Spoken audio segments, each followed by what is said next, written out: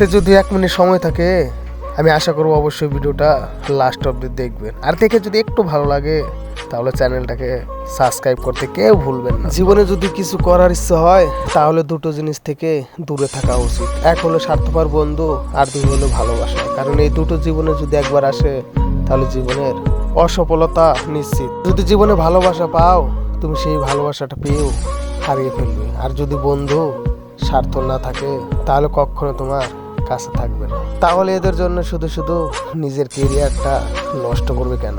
আমরা কখনো ইচ্ছার শক্তি হই না, হয়তো দাসের শক্তি। কারণ দুনিয়া এটা টাকা। বাস্তবে কেউ এটা চায় না যে তুমি কতটা ভালো মনের মানুষ। সৎভাবে বাঁচতে গেলে বা কিছু করতে গেলে হয়তো একটু কষ্ট হয়, কিন্তু ধৈর্য ধরো, উপরওয়ালার কাছে বিশ্বাস রাখো, অবশ্যই একদিন সফলতা নিশ্চিত।